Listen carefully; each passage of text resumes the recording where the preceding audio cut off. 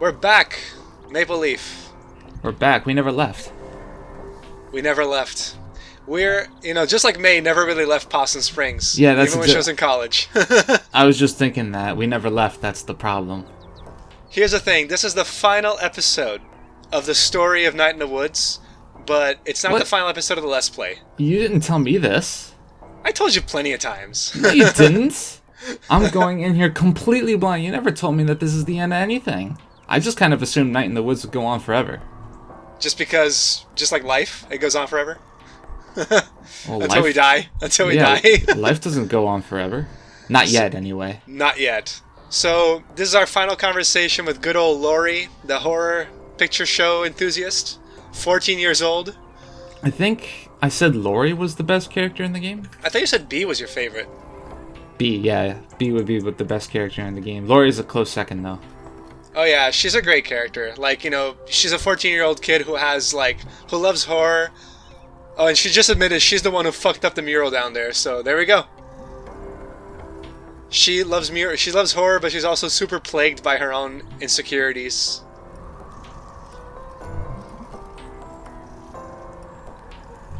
Do you accept spontaneity as a reason to do something? Not for vandalism, honestly. I mean, Lori gives a decent answer in the sense, like, it just felt like it, and she's like, I'm gonna explain why. This place is fucked, Mm-hmm. And I wanted to do something to get people to care.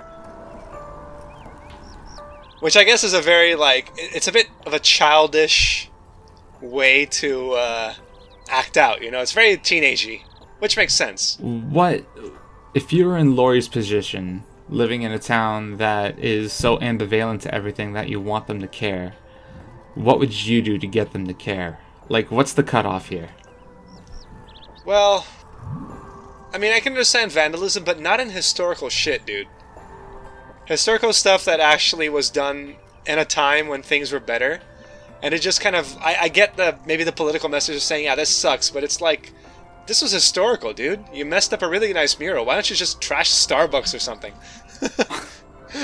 Trash a Starbucks? Yeah. So because it's a chain, it's not a local mom and pop store. It's a chain store. That makes it okay. Well, would you be fair if someone went to Halifax and screwed up a locally Halifax thing to point out Halifax itself sucks, even if it wasn't the cause of the problem?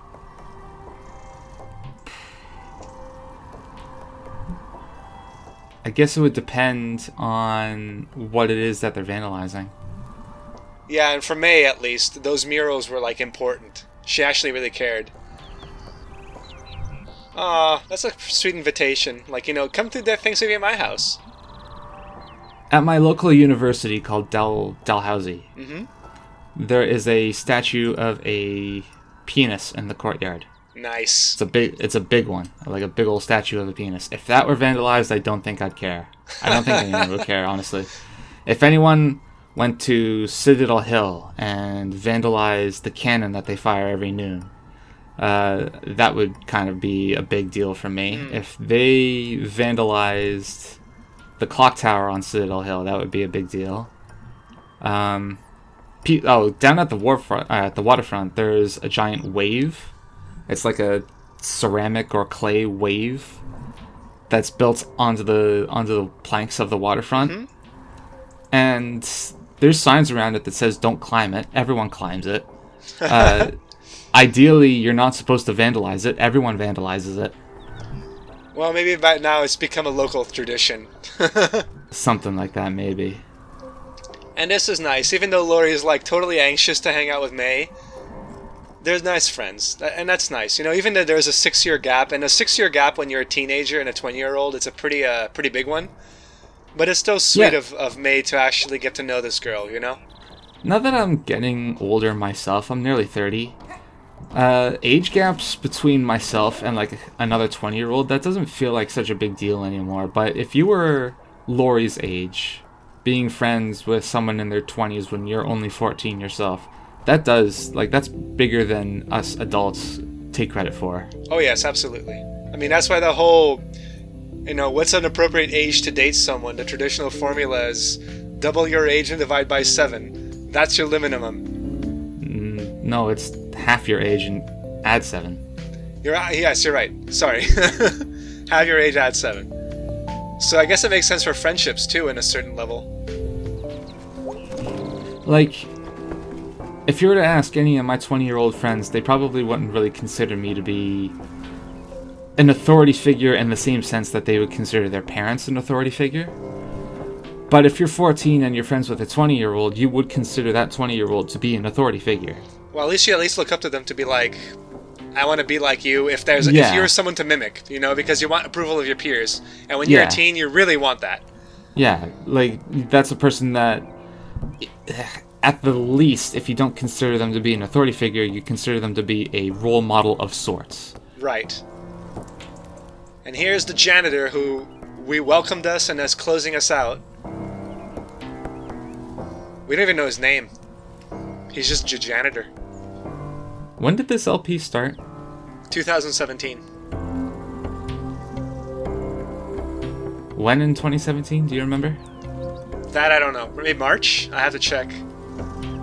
It's been a while. It's been a while since we met this guy. Yeah. May has not learned anything despite, I don't know, learning about her friends. That's something, right? She's been with her friends, she's been with her family, she encountered a death cult, she met God, or a god. She met something she met an eldritch horror and a creature that says, I don't care about people coming up to me and saying, are you God? I don't care anymore. Never cared. You'd think meeting God would be kind of a turning point for anyone. Not if you're an asshole. I mean, that cat god was pretty an asshole. So wait, who has to be the asshole in this exchange? You or God? God. How does he know her name? Is he another god? Is he another, creature of this place? He might be a stand-in for, you or the creator. Maybe the teens and the janitor are the creators together. May could probably be a janitor, too. When I was your age, I thought I could be a janitor. Just go down to my local mall. I only live a couple blocks away from it. And it's a big mall. And be a janitor there. Never really got around to doing that. People convinced me out of it, because... Because being a janitor sucks? They told me that... They told me horror stories about having to clean up people who shit in the hallways and stuff like that. Yeah, clean up people, not the hallways.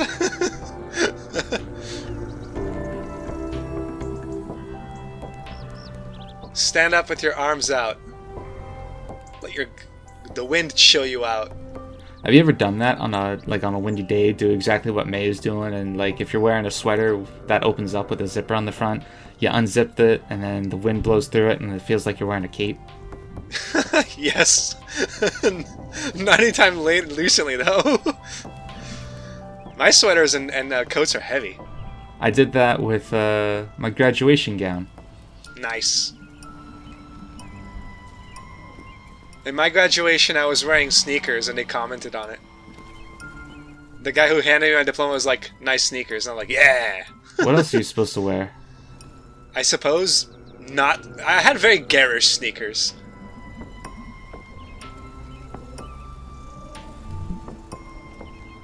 It's snowing, and that's why it's cold. The more you know.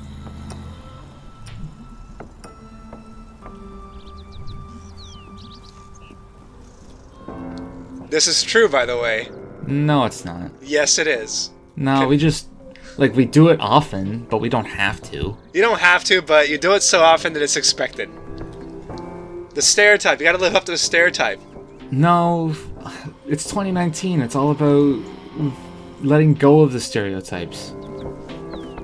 Also, May got her favorite thing. It's like... Actually, no, I'm not gonna go there.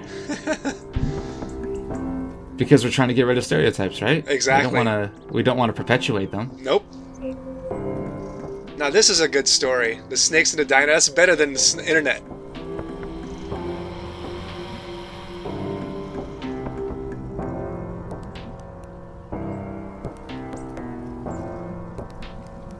Yes, this is very Brazilian right here. Very evangelical. What, just- The next day after he died, he just set traps. Can you imagine dying by snake bite? That just sucks.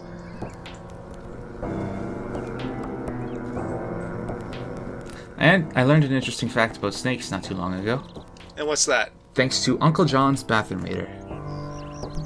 I don't know how many times I'll plug that book in this LP series. I think this is the third or fourth time. But go on. Have you ever thought about why some snakes are called kings? And why some aren't? Yeah. No idea. Why is that? If a snake is called a king, that means it will kill and eat other snakes. Oh. So it's the whole... It's not even it's a cannibal. Yep. Wow. Okay. That's like that tells a lot about royalty, doesn't it? They eat their own. Do you love tacos? Soft shell, and even then I really only tolerate them. Okay, then we cannot be friends. It's like you like pineapple on pizza. You don't like tacos. Okay, How can you not like tacos? How long have we been friends? 12 years, 14? God, longer than that. I think, did we meet in 2003? I think 15 years. I think it might have been 2002 or 2003. Was it post or pre 9/11? It was post 9/11, right? I'm pretty sure it was post 9/11. Yeah. For those of you who were born after 2001. 9/11 was this thing that happened, but go on. Anyway, my point being, it's been a decade and a half, and this is how our friendship ends. Goodbye, Olive Branch. Oh, Maple Leaf, don't go. Don't go. We're imperfect friends, but that's that's the best we got. I've noticed you. This guy should lay off the weed, or have more, one or the other. I don't think he has got weed. I think he's got pink eye. Or maybe he does like weed. I don't know. He has a neck brace, so it's possible it's medical marijuana. And he's like, my neck hurts, but if I have it... Yeah, sure, we like the smelters.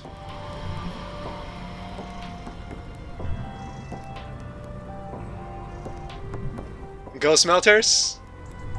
Go smelters. Cat's here on my lap, here to yell at me, I'm sure. So this guy right here, he's actually introduced in the Weird Autumn edition. We're going to have a future episode with him around. Basically, May just bothers him and his ledge, like, picking his windows like, hey, what's the news? And he's like, here's the top story, but it's basically all garbage. Like all video games. No, like, the stories he tells are garbage. The video games are fine. Also, May's rats have spread to the food donkey, the abandoned shopping mall, or the abandoned supermarket, rather. May caused a frickin' infestation in the whole city. She's done something for the town. I watched a YouTube video not too long ago about I don't know if he's a scientist, but he tried an experiment where he got 8 genetically perfect mice. 8 genetically perfect mice. And put them in a utopia for mice, where every single thing that the mice could ever ask for was met. All the food, all the comfort. They had unique breeding pens. They had no want for water or anything. All of their needs were met. Right. And he wanted to see what they would do. And after something like 9-10 months, they all killed themselves. Okay, I guess we do need a bit of adversity in life, eh? Just a little bit. Just a little bit. It did spark a unique conversation about psychology, not just in mice, but in humans. Would we be able to tolerate that? Living in a utopia with absolutely no strife?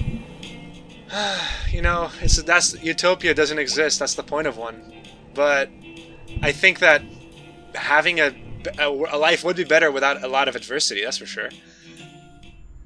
This is the final scene of the game. We're going to go have our final band practice. What adversity would you consider to be acceptable? The weather, maybe cooking your own food instead of just having it given to you. you know, working to socialize instead of, I suppose, just having everything you want immediately. It's besides they call it the hedonic treadmill. Like when you have something, you get used to it, and eventually you just want more than that. When you have perfection, where else can you go from there? You eventually you go down to the bottom of where you were, like you go back to your baseline of happiness, and the baseline of happiness, you're kind of depressed all the time, or at least half miserable. So the gold standard is being miserable? No, the gold standard is being happy, but trying to make yourself happy, trying to better yourself. When you're perfect, there's nothing to better, So there's always a little something to challenge yourself to improve yourself, because that's what pushes you forward. We spend a lot of this LP talking about just anything that comes to mind without really looking at what's going on in front of us. And by in front of us, I mean the game. Mm-hmm. Well, that's because you saw the mice and the rats, and you're like, the rats. I have a story about rats. Well, I mean, sure. It's just that, with a Let's Play, you'd think we'd talk about the game a little bit more. But that's the struggle with doing a Let's Play of a game like Night in the Woods, where there's just... That's not what this game is. This isn't really a game that you can talk over very coherently, and unless you're reading what's going on screen, but that's lame. I agree. I mean, there's also, we kind of go on tangents just like May and B, but I think this is a nice conversation that B and May are having about Angus and Greg, like a bit of gossip. B just thinks, yeah, I don't know if it's going to last, and it's like, but they're nice together. I imagine that, who carry knives? I imagine that, just like you and your friends and me and my friends, we've always talking about, hey, you dating anyone? How do you think of their relationship? All that stuff. Aw, she only hung out with them. Can you imagine if we had gone the Greg route and basically left B to just sit and rot at the store? At least Greg has somebody. B has nobody. What you're saying is we made the right choice. I think we made the right choice, just for B, and I mean, not only because May and B are nice together as, bouncing off each other, but Greg has Angus, and they'd probably, B would just be kind of left out in the cold. Poor B. So neither of them are doing well. Is anyone doing well? In this town? Probably not. I mean, that's why you have to hold on to anyone you can. I mean, Greg has Angus. Greg is Angus's corner. When he goes to a party and wants to stand in the corner, Greg is his corner. And then B now probably has May, and May has B. What happened last night? A death cult of dads or a cosmic horror? They're both pretty bad, all things considered. Are you gonna ask about the cosmic horror? Yes. Okay. Because that's more direct. That is the more pressing issue, if you ask me. Yeah, that thing.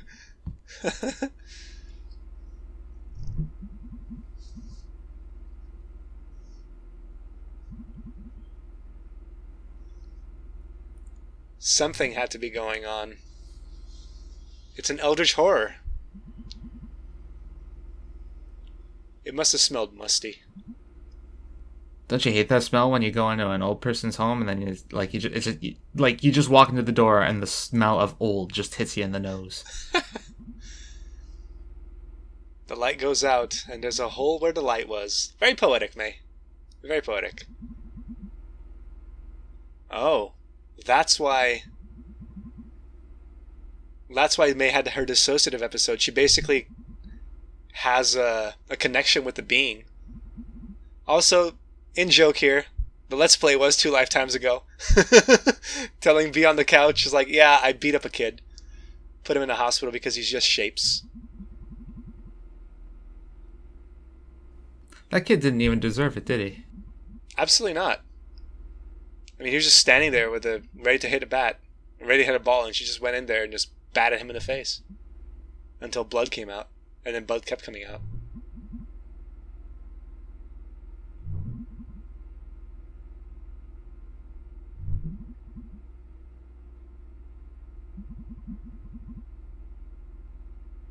This house is haunted.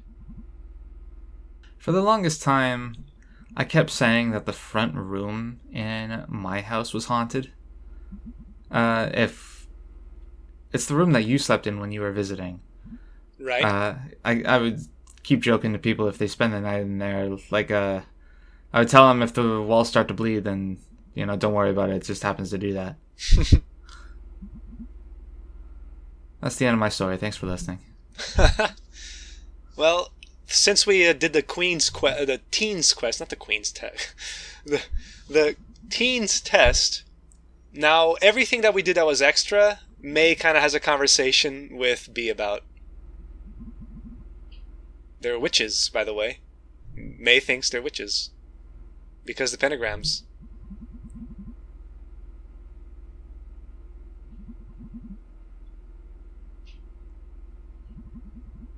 Now, I think because we hung out with Angus and we were talking about his stars, and he's like, we're humans. We like to seek patterns. May kind of mentions this, I really like this game's, I guess, dialogue state tree that, triggers the flags when you hang out with people or do something. It remembers it. And then it's like later on, May make a comment, and I think that's pretty cool. A dead astronomer. Yeah, we did a few bonus episodes for this as well a while back. We're basically playing a fairy tale.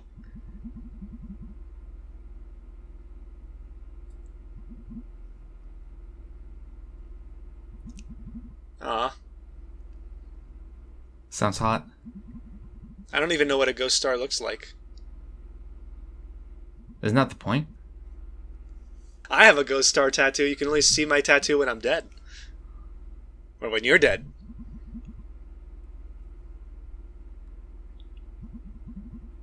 Who's she talking about with finding her ghost star? Is she talking about B? Is she talking about her friends?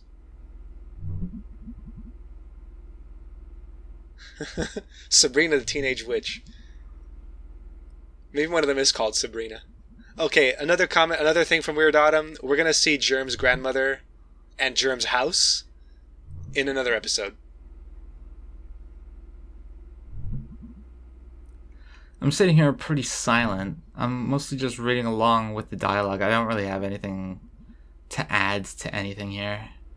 Yeah, you're just kind of experiencing the conversation, letting them chat it out, while I just let you guys know, hey, no, you're not missing this. You're not missing any of this. You're going to see it. You're going to see it later.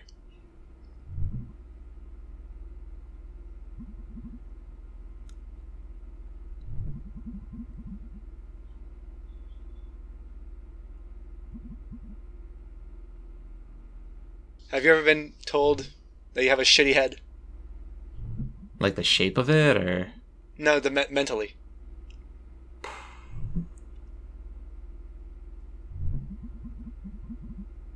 She's a witch, too.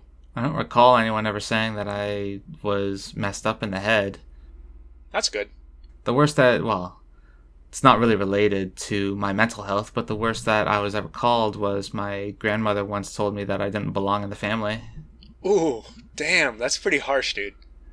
That's actually really bad. Nah. Well, she's dead now. Yeah. Who's laughing now? Me, because I have lungs. So now we're talking about Lori, because we hang out with Lori. And she's probably, the best character. Second best. Second best character. See, May agrees. She's great. We're talking about Lori with the first best character.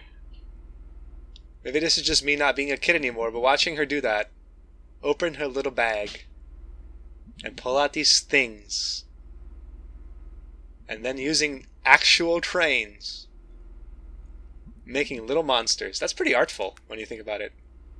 Not really. I came to the only logical conclusion. Witch. I think everyone May likes is a witch. She loves witches, by the way. I mean, she does. When you were visiting and we went down to... It wasn't last time you were visiting, it was the time before, when we went down to Peggy's Cove. Mm-hmm. There used to be a machine there that you could put in a penny, and there would be two... I don't really know what you'd call them. Two hydraulic presses, I guess, that would work together, and they would squish the penny. Yeah. and it was supposed to make it look like the penny had been run over by a train, but it just turned it into an oval, and it also destroyed the penny. So I'm pretty sure it was considered illegal. Yeah. Because you're not allowed to deface currency like that. Sounds like one of those rules that is technically illegal, but everyone does it. But if the feds wanted to nail you, you'd be like, you deface currency.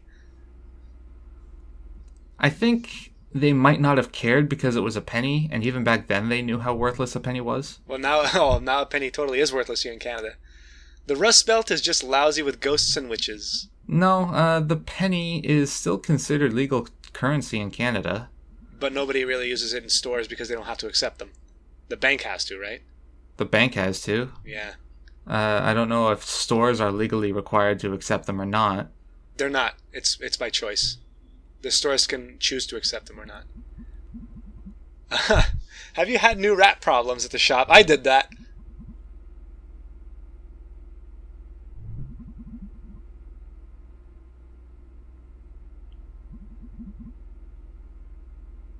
Rats around the town makes you happy. Makes me happy that there's a whole bunch of rats. So right now, let's just check on the tick box here. May likes witches. May likes rats. May likes witch dagger. May likes bee. Well, I don't know if they like it like that. I mean, May is extremely bi. Like, we know that she's either she's definitely genderqueer. Not genderqueer. Maybe she's just queer. But who knows? Maybe she does like B, not just as a friend.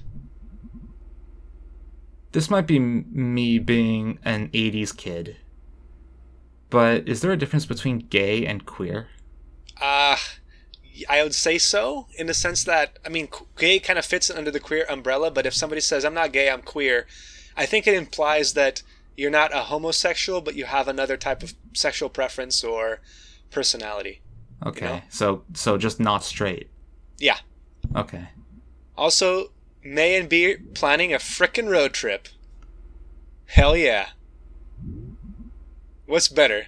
We can go to somewhere flat with barbecue, or to see the world's largest pierogi? The world's largest pierogi. I mean, come on. No, I'd choose the barbecue. Nah, May's into the weird shit. One of these days, have you ever done a road trip? Yes, multiple. Oh, okay. But I'm just saying we should do a road trip. When I was younger, my family and we went to Disney World, and we drove there. Nice.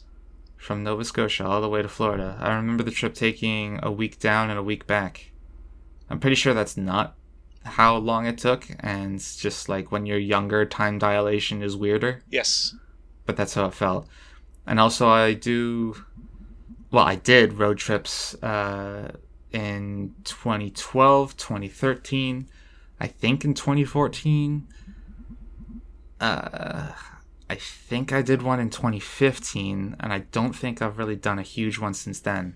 I occasionally drive to New Brunswick and to PEI, but I don't think I drive... I used to drive as far down as New Jersey or Ontario, but I don't think I do that anymore. I think I usually just fly. Right on. So, May and B... B actually called May Mayday, her old nickname, which is a cute little touch. And May makes Doom sound fun. Also, they are the nerds. They are the nerds. We are not the nerds. Is there any one character here that you would straight up call a nerd? Angus. Absolutely Angus. Angus is the nerd? Yep. Yeah, I'd say Angus is the nerd. Like, Greg is just Greg is a chud. Why would you call him that? He's not a chud. Well, that's how he dresses. He dresses like a frickin' punk. He's not a chud. He has no red cap. Casey. Ah, yes, Casey Hartley, the boy who was sacrificed to the cult. I think that's not... Well, is it fair to say that Greg would be, if he were a chud, that he would be wearing a red cap? Wasn't this game in development before that? No. I mean, it was before that, but it's definitely the times. It would be timely, sure. It was made in 2017. It was already changed. It takes longer than a year to make a game, especially a game like this. Yeah, I suppose. The truth is insane. Let us not tell Casey's parents that his kid is dead. I mean, what do we do?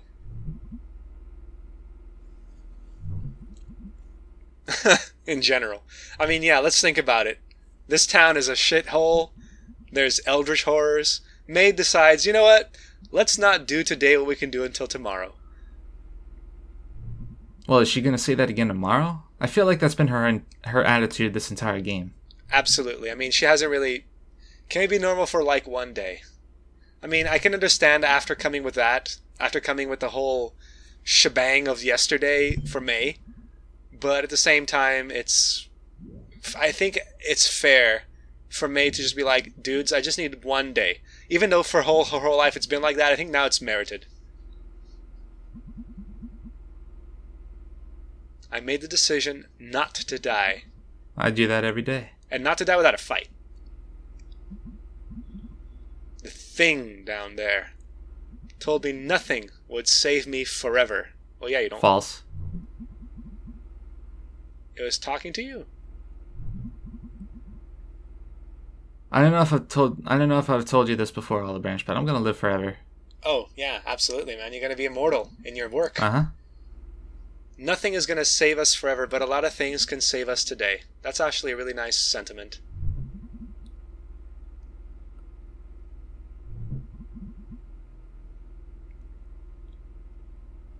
Remember, guys, at the end of everything, hold on to anything. Which is basically these four dudes' entire frickin' life. It's less deep when you just say it. And you just take it from the game's... tagline, but it's true. It's a true Yes. it's a true tagline.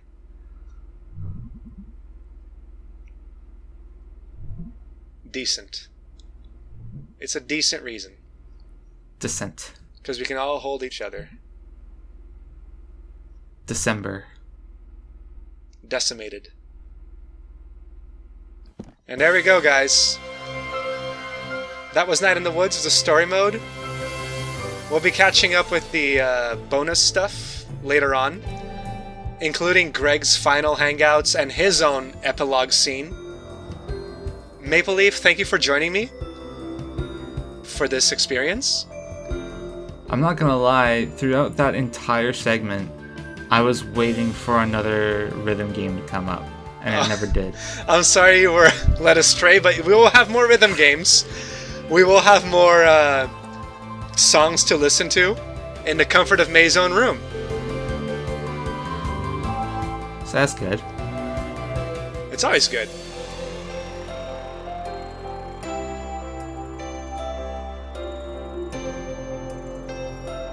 Including Demon Tower, we will see that too. We played that a little bit, right? No, we didn't play it at all. Really? I could have sworn we did. That guy's name is Lovely Rev. Yeah, maybe it's a real, maybe it's not, like a Kickstarter name.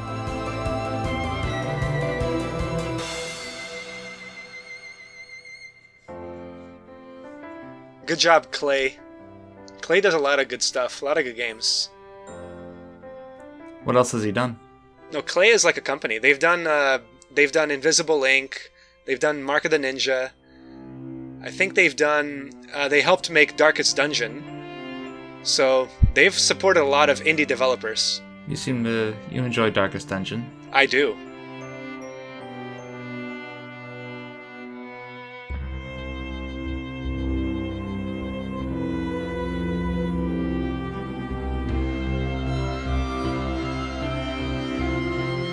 Mint Chip Leaf.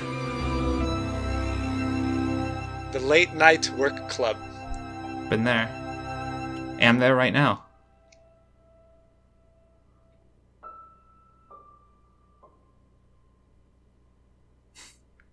I read that as Ico the Fat. Oh, God.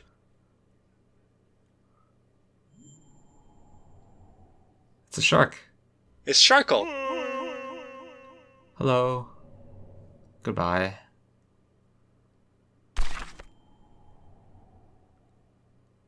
Maybe they've went on their road trip after all.